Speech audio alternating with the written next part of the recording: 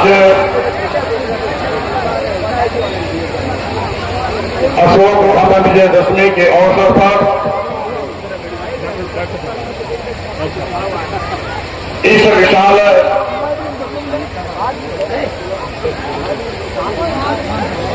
बौद्ध सम्मेलन में आए हुए कार्यक्रम की अध्यक्षता कर रहे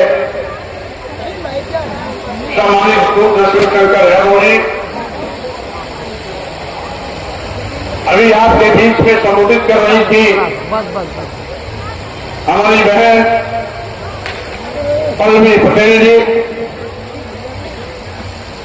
और साथ ही साथ हम सबके बीच में मंच पर विराजमान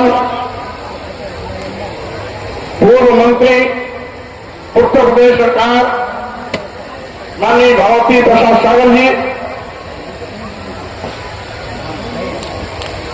राष्ट्रीय स्वदेशी समाज पार्टी के प्रदेश अध्यक्ष कोरी सुभाष चंद्र लहरी जी, साथ ही साथ हमारा नौजवान क्रांतिकारी साथी ललई विजय यादव जी और हमारे सम्मानित जिला अध्यक्ष कई रामराज मौर्य जी सहित मंच पर बैठे हुए सभी सम्मानित अतिथि वक्तागण और साथ ही साथ मैं कुछ कहूं उसके पहले मैं आज इस विशाल भव्य कार्यक्रम में आए हुए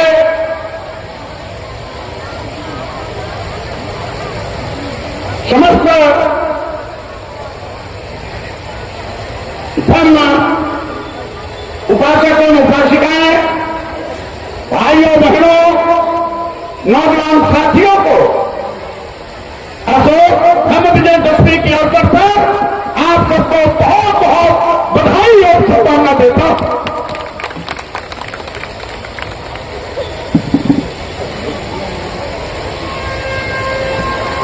साथ ही साथ आज इस अवसर पर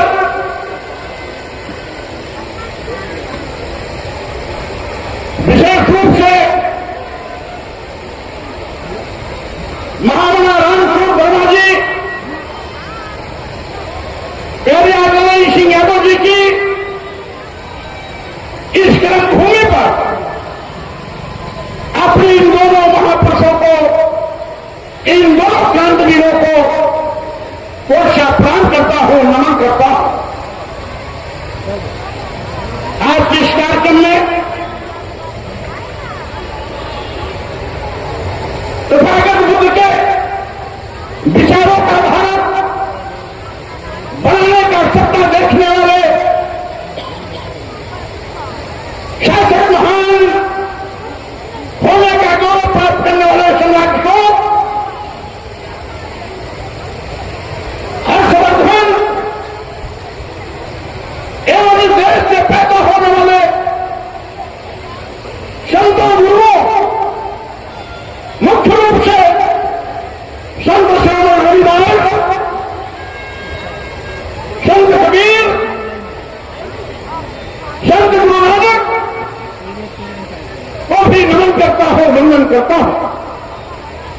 सामाजिक परिवर्तन के महान है ज्योतिबा फुले जी, शिक्षा की देवी सावित्रीबाई फुले जी, अक्षर के जनक छत्रपति साहू जी महाराज, भारतीय संविधान निर्माता पूज्य बाबा साहब अम्बेडकर, साथ ही साथ इस कारवां को आगे बढ़ाने वाले पेरिया बाबा साहब नायक नारायण गुरु संत के तथा इन तमाम महापुरुषों की इस विरासत को सामाजिक परिवर्तन आंदोलन के रूप में घर घर जन में पहुंचाने वाले मानव कांशीराम जी को भी सादर में भी करता हूं, प्रोत्साहन करता हूं, वंदन करता हूं। साथियों, हमारे बहुत से वक्त साथियों ने बहुत से मैं कोशिश करूंगा कि उनकी पुनरावृत्ति न हो। और मैं आपके इस भव्य आयोजन के लिए हमारे तमाम साथियों ने जो राज्य देख करके बड़ी मेहनत और परिश्रम के साथ लगातार पिछले कई वर्षों से इस ऐतिहासिक कार्यक्रम को संपादित करते चले आ रहे हैं, अगर उनको धन्यवाद नहीं कहूंगा उनके साथ अन्याय होगा। इसलिए अपने क्रांतिकारी साथी आई पैंथर परिणाम बहुत थी, आई कुलदीप शंखवार जी, आई जय सिंह भाकर जी, आई रामचंद्र शंखवार जी, आई शिव प्रताप बौद्ध जी, आई राघवेंद्र सिंह जी, आई संतोष पैंथर जी, एडवोकेट दीपक राव जी के साथ साथ सभी आयोजन मंडल साथियों को भी बहुत बहुत बधाई और शुभकामना देता हूं इस ऐतिहासिक कार्यक्रम के भव्य आयोजन के लिए। हमारे बहुजन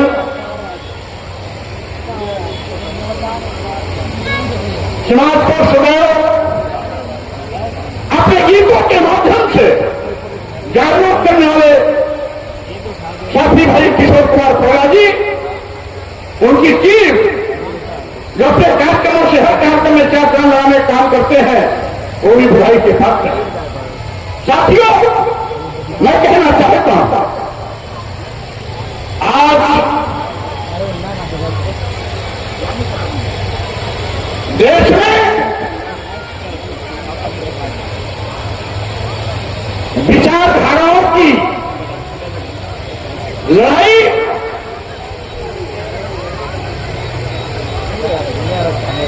विगत हजारों साल से जो चली आ रही है, उस पर फिर से एक बहस शुरू हुई है।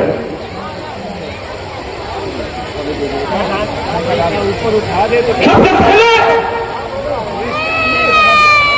मैं आप लोगों को ये सावधान करना चाहता हूं कि साथियों,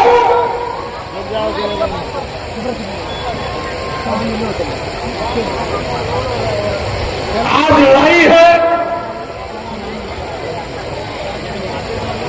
इंसान को इंसान समझने की। हम इंसान है, लेकिन धर्म की ठेकेदारी चलने वाले लोग हमको इंसान मानने के लिए तैयार नहीं है। धर्म के ठेकेदार आज भी, यानी भारतीय संविधान इस देश में लागू होने के बाद भी हमें नीच, अधम कह करके अपमानित करने का काम करते हैं। हम कितने भी विद्वान क्यों न हो, हम सम्मान नहीं पा सकते, ऐसा धर्म के ठेकेदारों का कहना है। और यही कारण है कि ये लड़ाई हजारों साल से चली आ रही है। हमें जात पात छुआछूत ऊंच नीच के बिना पर हमारे साथ भेदभावपूर्ण बर्ताव होता रहा। हमारे महापुरुषों को भी इन तमाम जरूरत की जिंदगी को झेलने के लिए मजबूर होना पड़ा है। आप जानते हैं बाबा साहब अम्बेडकर दुनिया के सबसे बड़े विद्वान होने के बावजूद भी इस भारत भूमि पर कदम कदम पर अपमानित किए गए। दुनिया का सबसे बड़ा विद्वान होने का खिताब पाने के बाद भी आखिर भारत में बाबा साहब जाकर अम्बेडकर को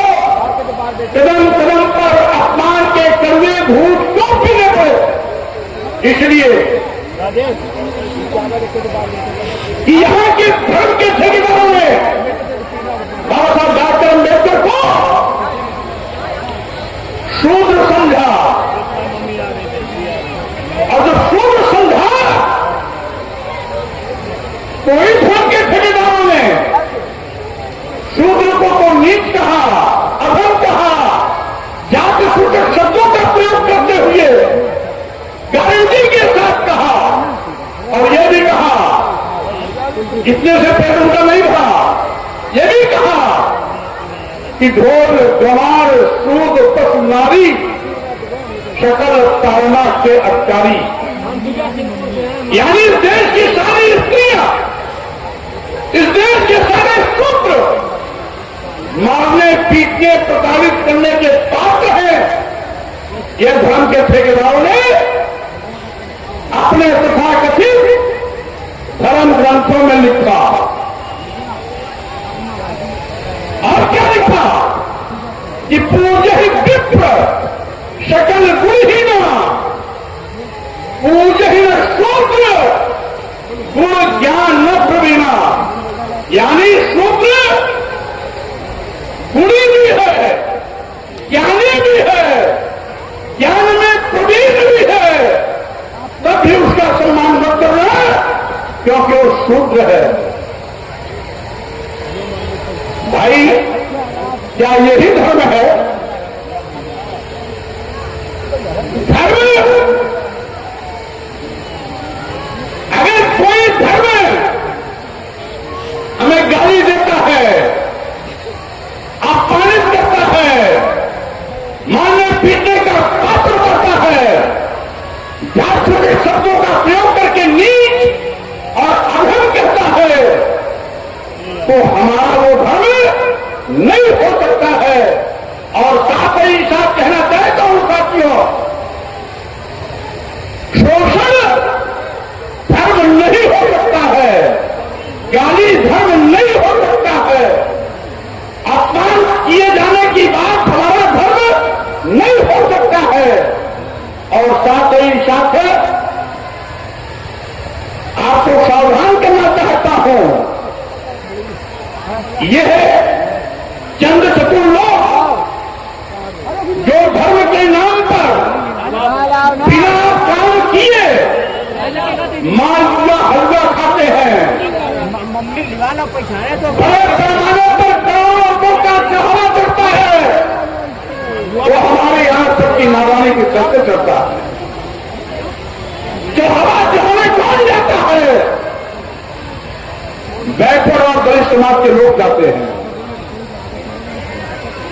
यही नहीं, आज जब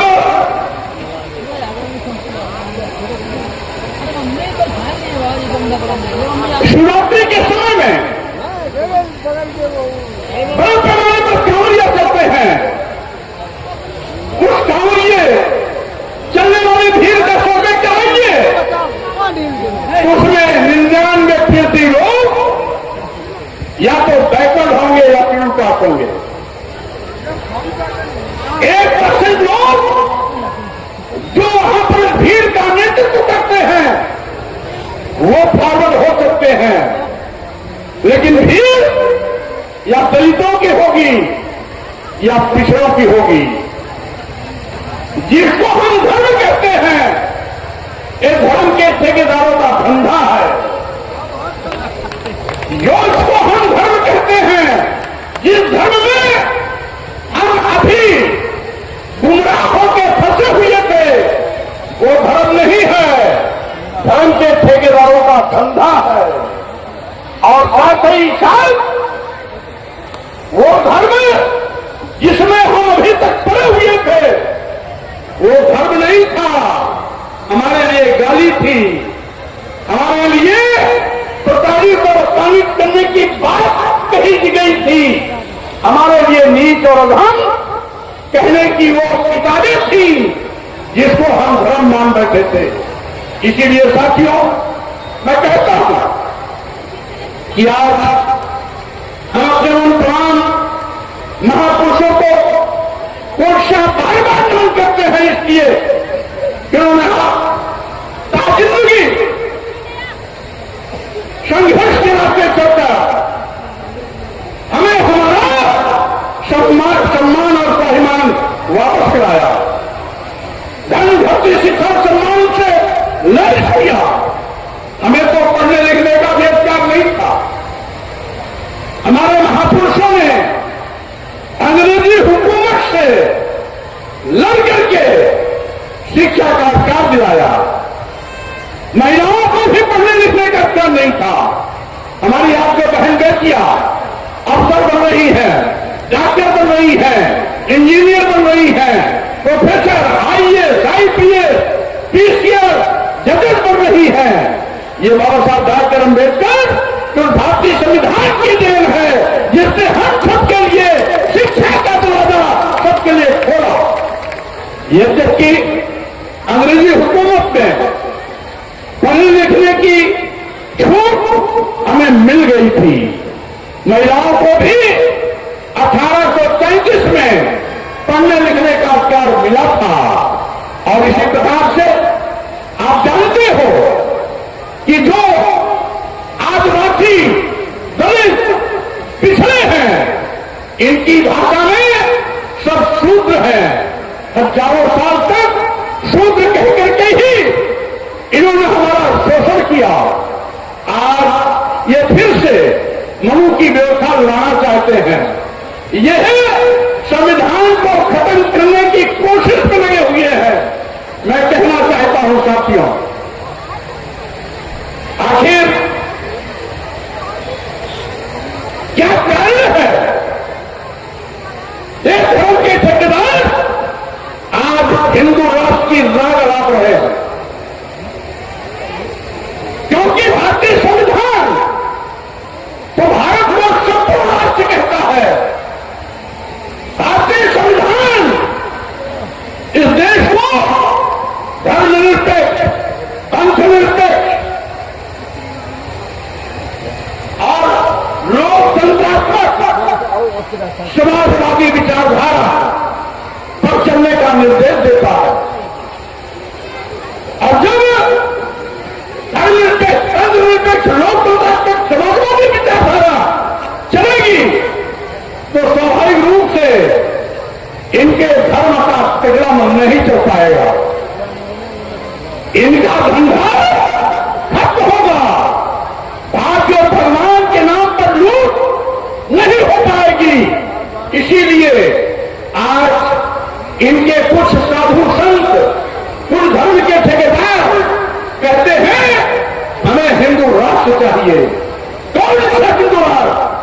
मैं पूछना चाहता हूं, किसी भी वेद में, किसी भी वेद में हिंदू शब्द नहीं आया। किसी भी स्मृति में हिंदू शब्द नहीं है।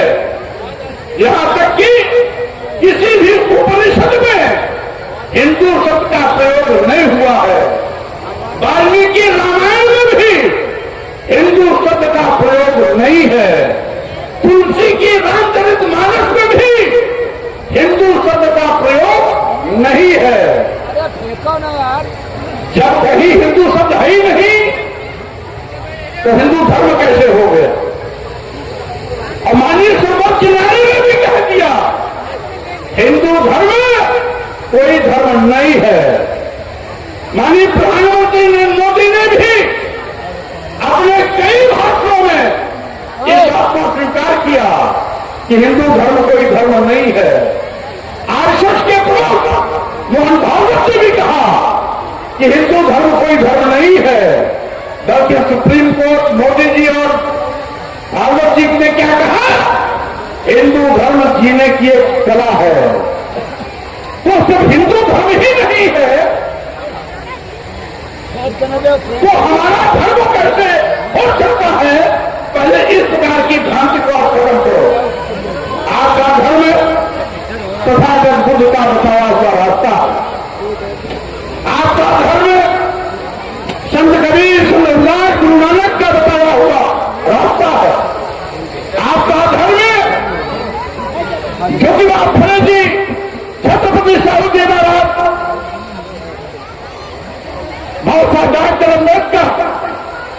रामास्वामी नायक नारायण संघ गाड़िए का बताया हुआ रास्ता है।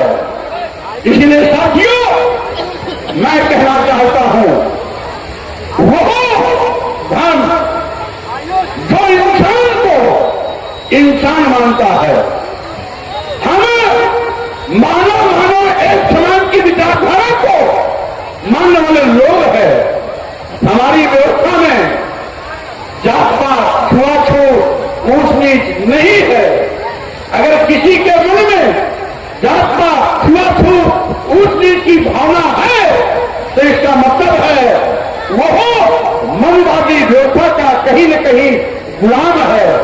उसके मन में जो गुलामी भरी हुई है वो जात पात, छुआछूत, ऊंच नीच भेदभाव के रूप में समय समय पर बाहर आती रहती है। आज भारतीय संविधान के पहले हम सभी शूद्र थे, सभी आदिवासी दलित पिछड़े शूद्र थे। हमारे पिछड़ी जात के लोग इस बड़े विरोध में आते हुए हैं कि हम बहुत ऊंच हैं। और एक बात तो ऐसा हुआ कि जब सामाजिक शैक्षणिक पिछड़ेपन के आधार पर साइमन कमीशन यहां सूची तैयार कराने आया था तो हमारे पिछड़ी जात के लोग उस सूची में अपना नाम नहीं शामिल कराए, क्योंकि वो आप समाज के मकर जाल में आकर पिछड़ी जात की सभी जातियां अपने को छत्री घोषित कर रही थी। आज समाज के लोग जनाऊ कहलाते थे, कहते थे तुम यदुवंशी छत्री हो, तुम पूर्व छत्री हो, तुम कुशवंशी छत्री हो, तुम पाल बघेला छत्री हो, तुम लोधा राजपूत छत्री हो। यानी जितनी पिछड़ी वर्ग की जातियां थी, जनेऊ पहना करके आज समाज के लोग छत्री बनाने का अभियान चला रहे थे और पिछड़ी जात के लोग उस समय छत्री बनने की होड़ में लगे हुए थे। लेकिन मैं कहना चाहता हूं साथियों, अगर कहीं आप उस समय छत्री नहीं बने होते तो अनुसूचित जात और जनजात के साथ साथ आपको भी आरक्षण का लाभ अनुसूचित जात और जनजात के साथ साथ मिलना शुरू हो गया होता। इसलिए आज अपनी उस गलतफहमी को खत्म कर दो। हमारे आदिवासी दलित पिछड़े सभी शूद्र थे, आज भी उनकी सामाजिक सोच एक जैसी है। आज भी मनवादी व्यवस्था के लोग जितना घृणा आदिवासी दलित हमारे आदिवासी दलित से करते हैं, उतनी ही घृणा हमारे पिछड़े समाज के लोगों से भी करते हैं। इसलिए नासमझी खत्म कर दो। शूद्र थे, आज भी आपको शूद्र ही मानते हैं। भले ही कोई अपने को छत्री से भूत छत्री बने, लेकिन छत्री की मान्यता वो आपको देने के तैयार नहीं। हाँ, इतना जरूर है, हमारे पुरखे इस देश के शासक हुआ करते थे। हम हुक्मरान कौमों की चिंता में हैं। यहां पर हमारे दलित समाज के लोग कभी नागवंशी शासक हुआ करते थे। हमारे पारसी समाज के लोग क्या तो मध्य भारत उनका पूरा पूरा शासन का क्षेत्र रहा है। उन्नाव में राजा शासन पासी का किला, लखनऊ में राजा भीरी पासी का किला, रायबरेली में राजा माहेपासी का किला, सीतापुर में सीता पासी, यह सब पासी समाज की हुकूमतें रही हैं। यानी कभी नागवंश शासन के रूप में, कभी पासी राजाओं के शासन के रूप में। आज भी किसी के इस बात का गवाह है। यही नहीं, पूरा का पूरा मध्य भारत कभी राजभवन के राजघराने थे, राजभवन के राजघराने थे। बरेली गिलेटिन उठाइएगा तो आपको मिलेगा। बरेली से बरेली, सीता पार्टी के नाम पर सीता से सीतापुर, हरद्रोही मनोभाव का घोर विरोध करने वाला जिला हरद्रोही, वो हमेशा भगवान को नहीं मानता था। हरद्रोही घरों का किला था बाराबंकी से बाराबंकी, और बहराइच का नाम था भरराइच, यानी भर शासन वहां था। राजा सुहेलदेव वहां के शासक थे। मौर्य साम्राज्य का 131 साल तक हुकूमत रहा पूरे देश में। अखंड भारत था, जिस समय भारत की सीमाएं इराक और ईरान तक जाती थी। अफगानिस्तान, पाकिस्तान, बांग्लादेश, म्यांमार सब भारत के हिस्से हुआ करते थे। और साथ ही साथ वो अखंड भारत सम्राट अशोक का भारत था। 131 साल तक हुकूमत रही। और तब साम्राज्य गरैया पाल समाज का साम्राज्य था। पारबंद का शासन पश्चिम बंगाल में था। हमने तो कुछ उदाहरण दिया। अगर हम इतिहास में जाएंगे बहुत लंबा समय लग जाएगा। इसलिए हमने दृष्टांत के तौर पे कहा, जितने भी आदिवासी हैं ये पहले सब इस देश के हुक्मरान थे। जितने भी दलित हैं इस देश के पहले हुक्मरान थे। जितने भी पिछड़े हैं ये सब इस देश के कभी हुक्मरान थे। और साथियों, कुर्मी समाज में एक नहीं अनेक शिवाजी महाराज, साहूजी महाराज, आव्यास तमाम इनका शासन था। और यदुवंशियों का भी शासन था कृष्ण के रूप में, जिन्होंने तत्कालीन इंद्र की ताकत को चुनौती दिया था। इंद्र से लड़ाई लड़ी थी, इंद्र को नीचे दिखाया था। ये कृष्ण का चरित्र था। इसलिए मैं कहना चाहता हूं साथियों, हमारे पूर्व के हुक्मरान थे, लेकिन धर्म के मकर जाल में फंसा करके भारतीय भगवान का लालच देकर के हमको गुलाम बनाया, शासक से शूचित बनाया। और यही कारण है कि आज हम दीन है, हीन है। हम अपने महापुरुषों को बधाई देते हैं जिन्होंने संघर्ष कर हमें सभी कारों से फिर लैस किया और साथ ही साथ उन्मुक्त वातावरण किया आगे बढ़ने का, पढ़ने और लिखने का, धन अर्जित करने का, धन धरती शिक्षा सम्मान से लैस करके हमें सभी प्रकार के अधिकार से जोड़ने का काम किया। ऐसे महापुरुषों को मैं पुनः नमन करता हूं और साथ ही साथ मैं अपेक्षा करता हूं आज अगर हम इस ऐतिहासिक कार्यक्रम में यहां पर उपस्थित हैं तो साथियों यहां से परिवर्तन की प्रयास करनी चाहिए। ये कोई ऐसी गली धरती नहीं है, यह ऐतिहासिक धरती है। यह पेरियार अली सिंह यादव जी की धरती है। यह महामना रामस्वरूप वर्मा जी की धरती है।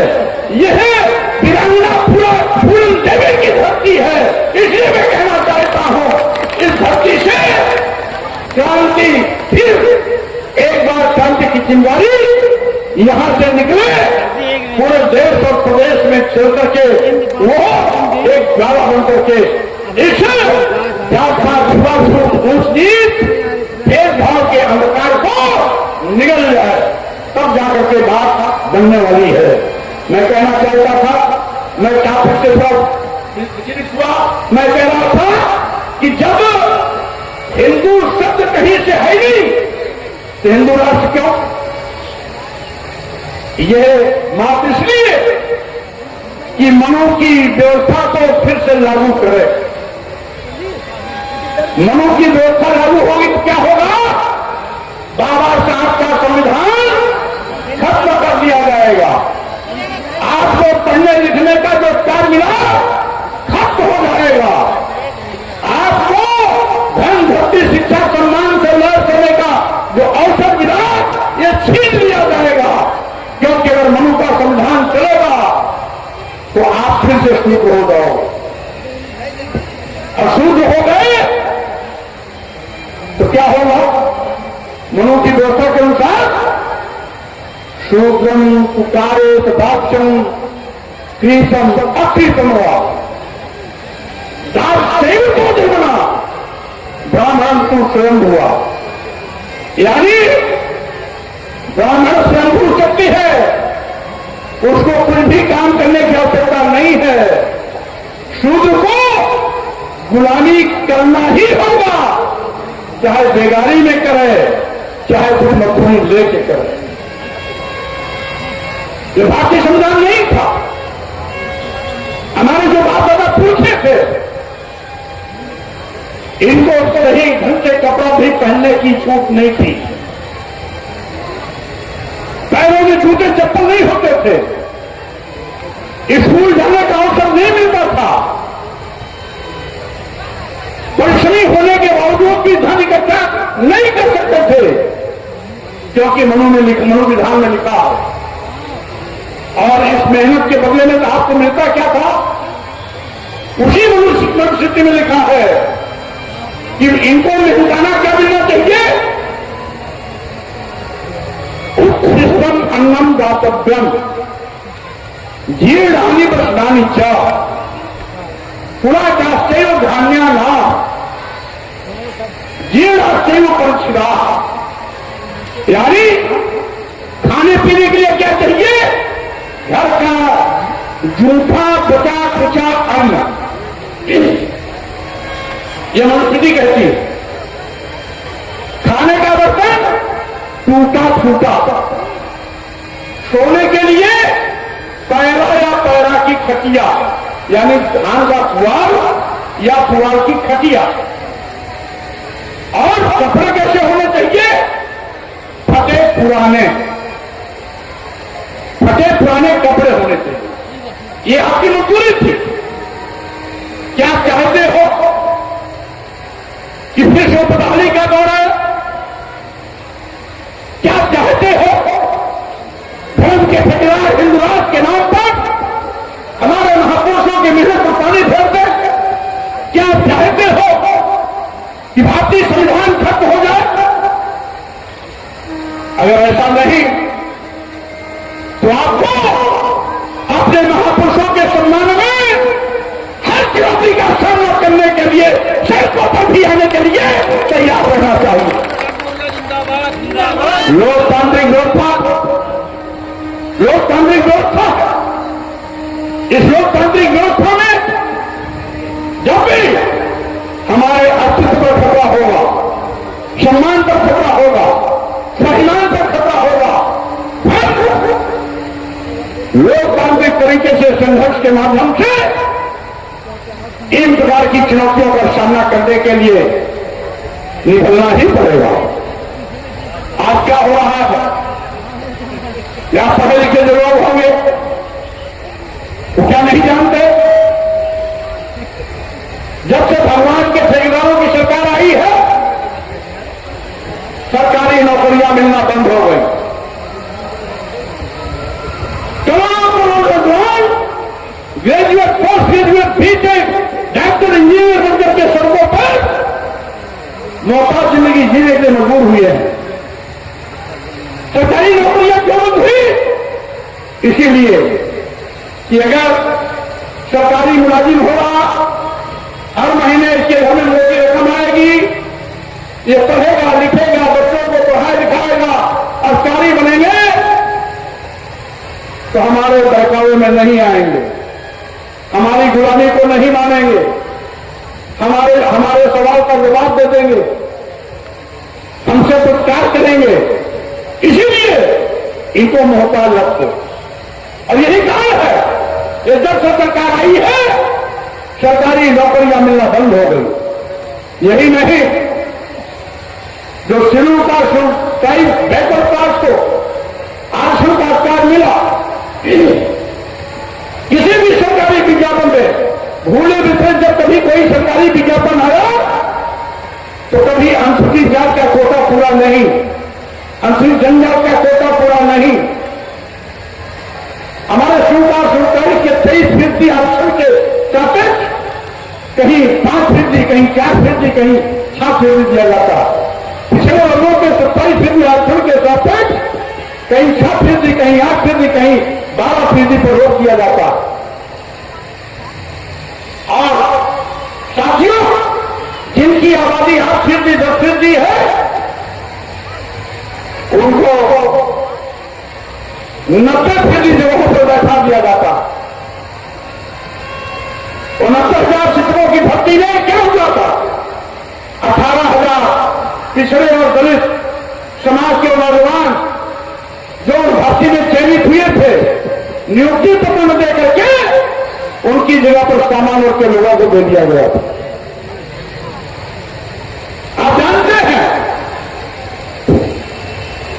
मैं बीच में कुछ दिन भाजपा में गया था, भाजपा मंत्री था, लेकिन मंत्री पद मैंने छोड़ा कब, जब मैंने देखा कि इन्होंने पूरे प्रदेश के मेडिकल विश्वविद्यालय, मेडिकल कॉलेजों में अनुसूचित जाति, अनुसूचित जनजाति और पिछड़े वर्ग के अभ्यर्थियों को एक भी पद पर नियुक्ति नहीं दी।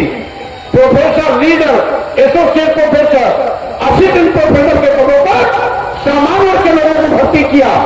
कैबिनेट ने प्रस्ताव लाया और प्रस्ताव क्या था? क्योंकि अनुसूचित जात, अनुसूचित जनजात और पिछड़े वर्ग के अभ्यर्थी उपलब्ध नहीं है, इसलिए उत्तर प्रदेश के सभी मेडिकल विश्वविद्यालय, मेडिकल कॉलेजों में खाली पड़े पद professor, leader, associate professor, assistant professor के पदों को सामान्य वर्ग से भर दिया जाए। मैंने विरोध किया, मैंने विरोध के बावजूद भी जब उसको लागू किया तो मैंने मंत्री पद छोड़ करके भाजपा को मिट्टी में मिलाने का संकल्प देकर के वहां से हटा। आज भी मेरा अभियान जारी है, क्योंकि साथियों, मैं अपने महापुरुषों की इस विरासत को खत्म होते नहीं देख सकता। इसके लिए किसी भी प्रकार की कीमत क्यों उठानी पड़े, मैं 2 हाथ करने के लिए सदा तैयार रहता हूं। आप ये भी जानते हैं, जिसमें मैंने देश के बहुजन समाज के सम्मान स्वाभिमान की बात को बहस के रूप में चलाई थी, 2010 मेरे ऊपर हत्याएं, मेरी हत्या करने का, किसी ने सर काटने का, किसी ने गोली मारने का, किसी ने सर को धड़ाधड़ करने का, किसी ने जीभ काटने का, किसी ने हाथ काटने का, किसी ने नाक कान काटने का धमकी दिया, किसी ने 51 करोड़, किसी ने 51 लाख, किसी ने 21 करोड़, तो किसी ने 21 लाख, इस तरीके से इनाम घोषित किए। लेकिन फिर भी मैंने इन धमकियों में आकर के अपने उस अभियान को नहीं रोका, बल्कि लगातार इनकी इन धमकियों को नजरअंदाज करते हुए मैं आपके सम्मान और स्वाभिमान की लड़ाई लड़ता रहा, आज भी लड़ रहा हूं, आगे भी ये लड़ाई चलती रहेगी। क्योंकि मैं जानता हूं साथियों, मैं जानता हूं, मैंने बाबा साहब डॉक्टर अम्बेडकर को तो नहीं देखा, मैंने फूले जी, साहू महाराज, सावित्रीबाई फूले को नहीं देखा, मैंने बेलियारामा स्वामी नारायण गुरु संघ गाड़गे के साथ विकास करने का मौका नहीं पाया। भाजपा नूर है, मामला रामपुर वर्मा जी से मिलने का अवसर मुझे जरूर मिला, कल्याण सिंह यादव से मिलने का अवसर मुझे जरूर मिला, और धनवर कांशीराम जी के नेतृत्व में लगातार 22-24 साल तक लगातार उनके सानिध्य में रह के काम करने का मौका जरूर मिला। तो आप मानता हूं, मैं जिन महापुरुषों के साथ में काम किया और देखा, उनको पढ़ जानता हूं, लेकिन मानव कांशीराम को मैंने देखा, समझा, उनके साथ लंबे अरसे तक काम भी किया। इसलिए मेरा संकल्प है कि मानव कांशीराम जी का सामाजिक परिवर्तन आंदोलन आगे चलता रहेगा, रुकने नहीं पाएगा। इसके किसी भी कीमत पर हमें उसको आगे बढ़ाना है। और अगर मानव कांशीराम जी का सामाजिक परिवर्तन आंदोलन कार्य हुआ तो समझ लीजिए बाबा साहब डॉक्टर अम्बेडकर, फूले जी, साहू जी महाराज और हमारे महापुरुषों का सपना अपने आप साकार हो जाएगा। इसलिए साथियों, आज आपको इस पर गंभीरता से सोचने और विचारने का फिर से ये अवसर मिल रहा है। यह अच्छी तरह समझिए कि बाबा साहब डॉक्टर अम्बेडकर ने आखिर ये क्यों कहा कि मैं हिंदू घर में पैदा हुआ, मेरे बस में नहीं था, लेकिन मैं हिंदू होकर नहीं रहूंगा, ये मेरे बस में है, ये करके दिखाया भी। बाबा साहब डॉक्टर अम्बेडकर बौद्ध धर्म दीक्षा ग्रहण किए और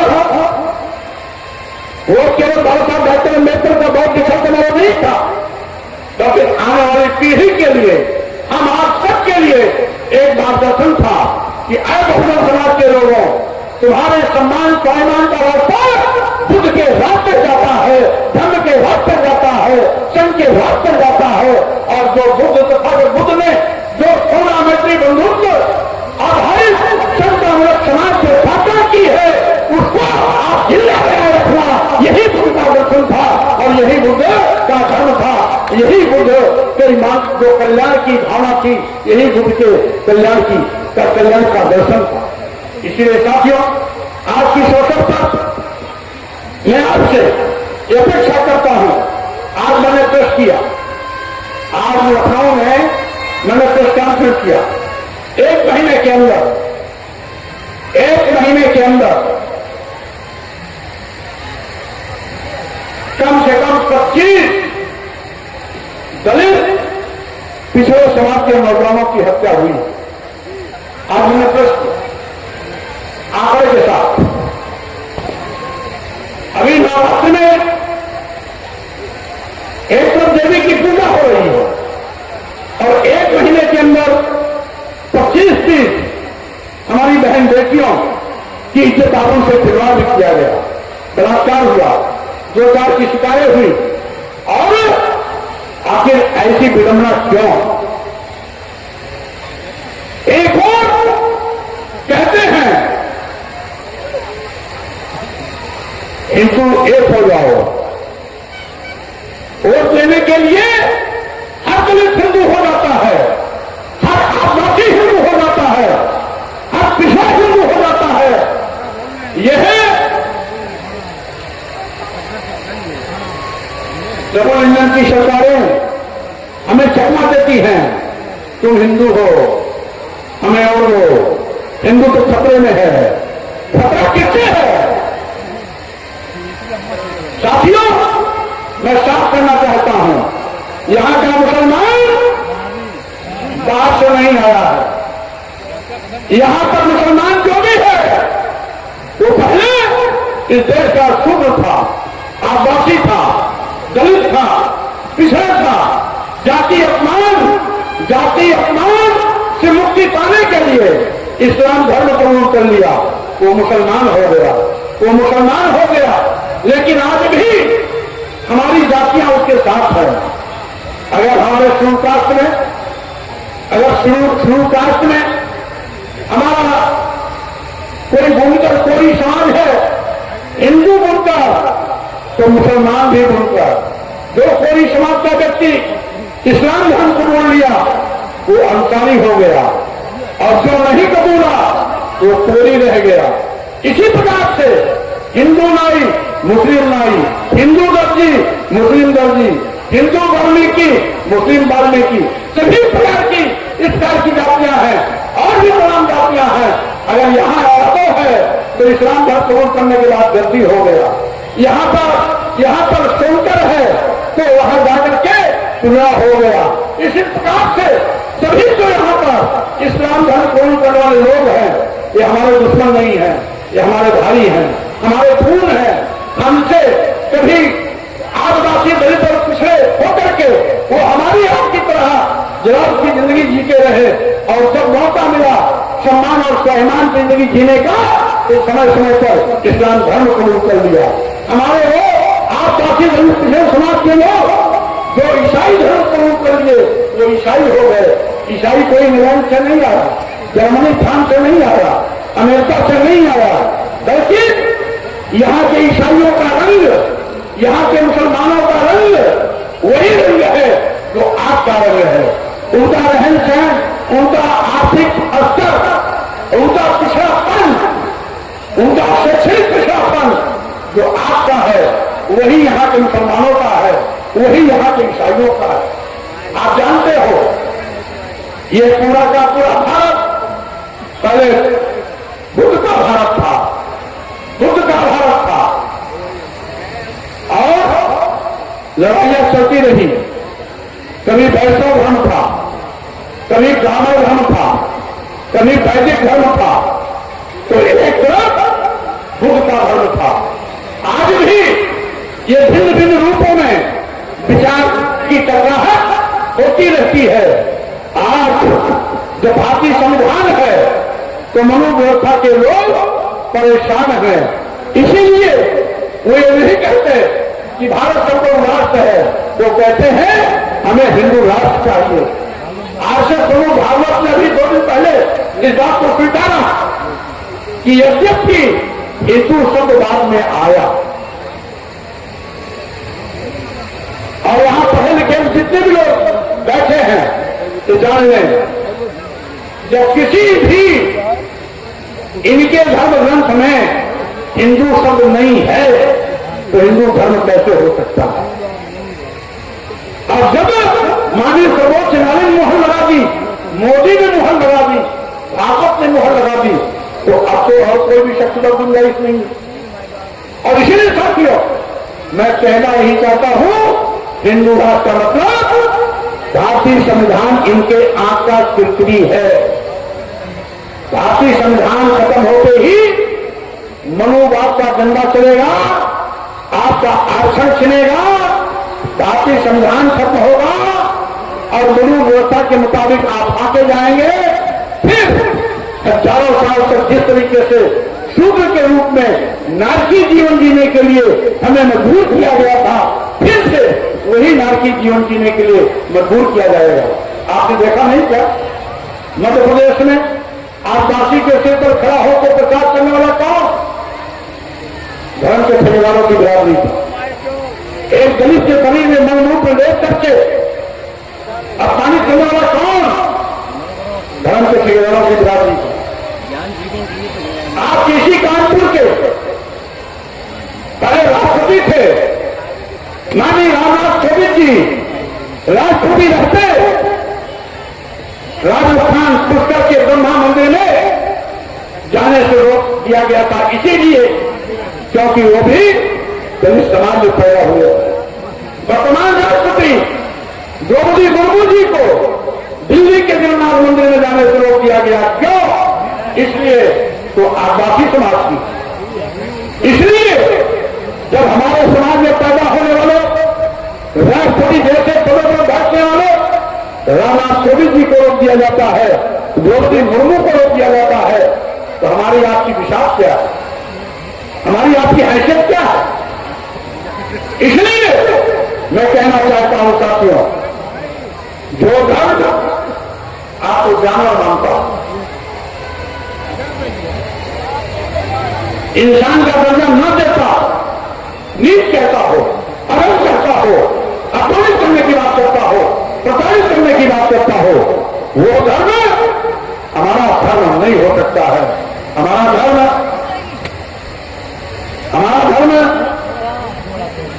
बुद्ध का धर्म है, हमारा धर्म सम्राट अशोक का धर्म है, हमारा धर्म बाबा साहब डॉक्टर अम्बेडकर का धर्म है, हमारा धर्म नाना एक समान का धर्म है, हमारा धर्म जात पात छूत ऊंच नीच से रहित समता और समानता का धर्म है। सबको बराबर मानते हैं, सबको सम्मान स्वाभिमान देने के हम प्रतिबद्ध हैं। किसी के सामने की थाली छीन करके अकेले हजम नहीं करना चाहते, बल्कि हम मिल बांट करके खाने वाले लोगों में से हैं।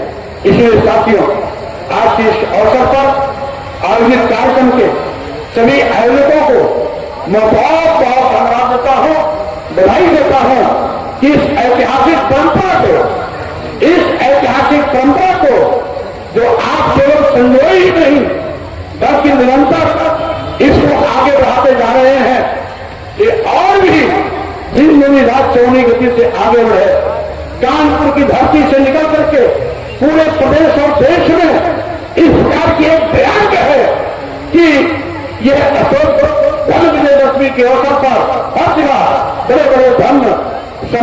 बहुत धर्म सम्मेलन आयोजित किए जाए, वहां पर इंसान बनाने के लिए सबको सजग किया जाए, सावधान किया जाए।